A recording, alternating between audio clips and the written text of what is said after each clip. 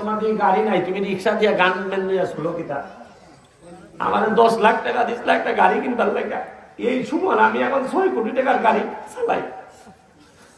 আপনারা আশ্চর্যই ব্যারিস্টার হিসাবে প্রথম আমি যখন ঢাকা আমার বউ আমার সারা রবীন্দ্র থাকতাম, আমার ইনকাম অনেক কম আছে, তাই বুঝতাম প্রতিবার যাইবার সময় দিয়েছি দিকে 2 বস্তা চাউল হয়ে যেত, মাছ হয়ে যেত, সব মাইয়া বুঝতে পারতাম না। কিন্তু এই আমার শ্বশুর। আসসালামু আলাইকুম। আসলে আমার শ্বশুরে আর হয়তো আমি সামনে রাখতে আর কোনোদিন কথা বলতে পারতাম না। 2-3টা কথা আমি আজকে আপনারা টাইমের জন্মভূমি তাইয়া স্বীকার করে কেমন লাগতেছে। আমি সোনারঘাট মাধবপুরের এমপি হইয়া তাইনের মেয়ে বিয়ে করছিলাম না। তাইনের মেয়ে বিয়ে করার কারণেই হয়তো আমার সম্ভব হয়েছে সোনারঘাট মাধবপুরের এমপি হওয়া।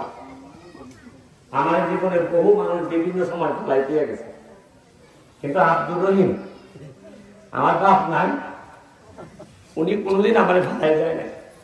আমার কাছে মনে হয়েছে আমি সংসার করছি আমার বউর সাথে না, আমার শ্বশুরের সাথে। আপনারা আশ্চর্য হইবার, যেদিন আমি প্রথম গার্মেন্ট পাই আরো 10 বছর আগে, তাই না আমার বললা তোমাদের গাড়ি নাই, তুমি রিক্সা দিয়ে গার্মেন্ট শুলো কিতা আমার 10 লাখ টাকা 20 লাখ টাকা গাড়ি কিনবার লাগে এই সময় আমি এখন 6 কোটি টাকার গাড়ি চালাই। আপনারা আশ্চর্যই ব্যারিস্টার হিসাবে প্রথম আমি যখন ঢাকা আমার বউ আমার সারা রবীন্দ্র থাকতাম, আমার ইনকাম অনেক কম আছে, তাই বুঝতাম প্রতিবার যাইবার সময় দিয়েছি দিকে 2 বস্তা চাউল হয়ে যেত, মাছ হয়ে যেত, সব মাইয়া বুঝতে পারতাম না। কিন্তু এই আমার শ্বশুর। আমি আপনার মনে আছে কিনা তাইনের নির্বাচন এবং 3টা গ্রামের মধ্যে বক্তব্য করছিলাম যে আমি চাই না আমার শ্বশুর চেয়ারম্যানে করবেন। কারণ হইল গিয়ে তাইনের শরীরের যে অবস্থা, তাই যদি ইবাদতের মতো হইলে গিয়ে চেয়ারম্যানে করবেন, প্রেশার করবো শরীর। আর তাই যদি মারা যায় না, আপনারা 3 মাসের মাথায় নতুন চেয়ারম্যান ভাইবা, কিন্তু আমি আমার শ্বশুর ভাইতাম না। ঠিকই একই কথা সত্য হইল।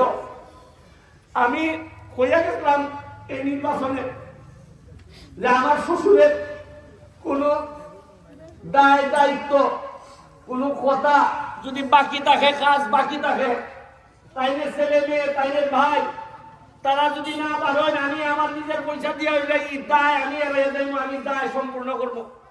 আমি আপনারা এই নিচে গ্রামবাসী সহ ইউনিয়নবাসী যারা তারা কইয়া যাইতেছি, আমার আপনার প্রতি কোনো অধিকার নাই, তবে আমার ঋণ আছে আপনাদের উপর।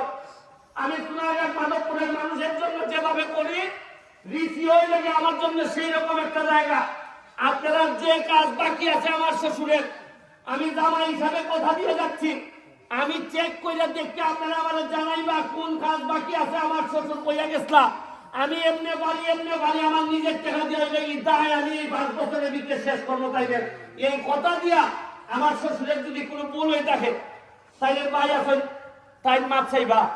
আমি জামাই হিসাবে আমি আল্লাহর রাস্তায় আপনার কাছে, আমি শুধু একজন শ্বশুর হিসাবে ওনারা দেখি না, একজন মানুষ হিসাবে আমি ওনার জন্য আপনাদের কাছে মাপ চাইয়া যেতেছি। মাপ দিবেন, আমার বিশ্বাস একজন সূর্য সন্তানের বিদায় আপনারা এলাকার থেকে দিতেছেন, বাকিটা ভবিষ্যৎ বলে দিবে।